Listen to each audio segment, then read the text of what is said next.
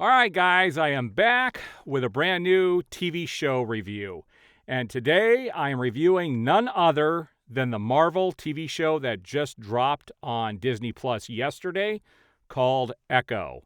I took the time to watch all 5 episodes today. And all in all, it was about 3 to 3.5 hours worth of material. It is the shortest of all of the Marvel shows. And when we got to the final episode, I was hoping it was going to be a blockbuster size episode, but that one was really only about 25 minutes long when you account for credits, because the Marvel shows on Disney Plus have like almost 10 minutes worth of credits, and I was like, 25 minutes? This show felt like it was very much shortchanged. Now, I don't know the girl's name I don't know the actresses, I don't know any of the actors' names in this show, as a matter of fact, except for Vincent D'Onofrio, who does play Kingpin. And I don't know the actors' names for anybody else. You can definitely pull that up on IMDb. And I'm not a Marvel fan per se, so I don't know this character at all other than what I saw in Hawkeye. Now, Hawkeye, out of all the shows I've watched on Disney Plus, Marvel-wise, Hawkeye is the most watchable show. But I didn't think it was great. And this show is kind of trailing off of that. And, for people who are going in expecting to see a lot of Daredevil, he's really only in it for the one scene that's already been leaked. And I'm just going to let people know right now, don't expect to see a lot of him. And that fight in real life is a lot better than it looked like in that clip, but it was still over choreographed. The first episode was probably the best episode of the series, of the 5 episodes. It goes into her backstory, tells how she got connected with Kingpin, all kinds of stuff, goes into her past. But her full backstory is told throughout the 5 episodes. So every episode you reveal a little bit more about who she is until there's a culmination in the final episode. Here's what I appreciated about this show. This looked like the highest quality show for Marvel that Disney Plus has put out. It looks like they spent some money on making it look more feature film-like rather than some computer graphics extravaganza. And it was definitely, it had a better look and a more serious look than even Hawkeye did. Okay. But this show took a lot of cop-outs. What I didn't like about the show is the fact that every time she got into a very serious situation where she could lose her life, something convenient happened. Like, not even making sense for the scene, but just a way for her to get out of it. And I'm not going to tell you how many times it happens or what happens, but it's just all too convenient. She should have never survived past the second episode, honestly. But she does. And she has other things that happen where conveniently she doesn't get hurt or killed. Now, you can understand why they're calling the MCU now the MCU. This show is no different.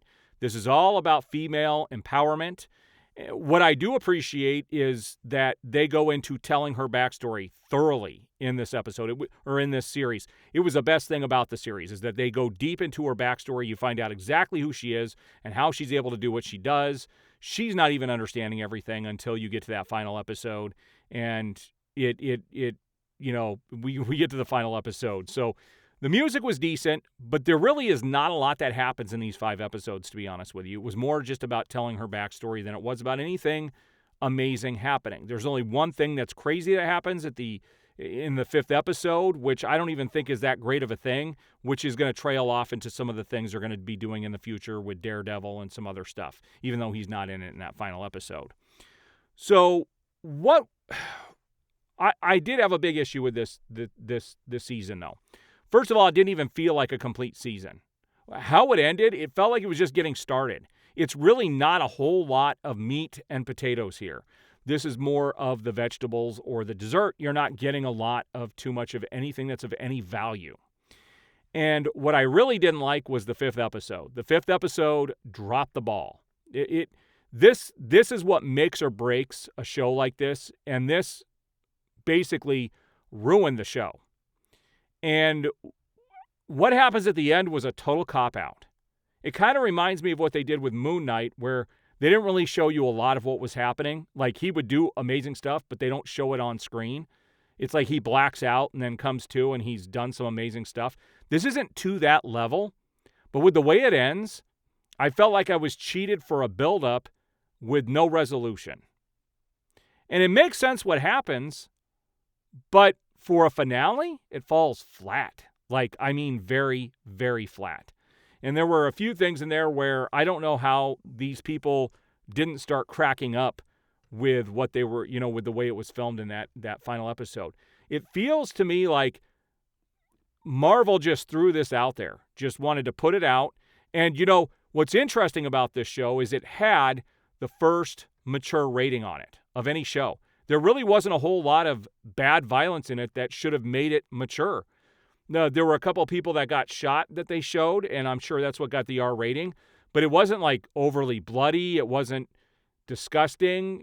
There's one person that gets beat up by Kingpin. That's a little bloody. But to make it mature and say it's the most serious thing on Disney Plus is not really true. Now, I will tell you that I really enjoyed the shows that were on Netflix. Those were amazing. This show was not as good as those, any of those. I would watch all of those before I would watch Echo. But Echo is up there, I think, watchability-wise. I think if you want to watch it, you should watch it. Don't expect to get a whole lot out of it, but if you want to watch it to stay in the know of what's going on, then go ahead and watch it. I think it's well-directed, it's well-acted, except for that final episode. And I really wish they would have put more time and effort into the show to make it bigger than it was. It could have been so much more. But I can totally see the complaints. They're still going full-on woman here. The women are the most powerful people, and I think they're going to continue with that trend. So it doesn't look like Disney's going to stop that anytime soon. All right, if you guys have seen Echo, what did you guys think about it? Out of 5 stars, I would give it 2.5 stars. I would like to give it 3, but that ending just killed it for me. So I put it right in the middle. Don't hate it. Don't love it. It's serviceable, but nothing amazing. All right, guys, we'll see you on the next review.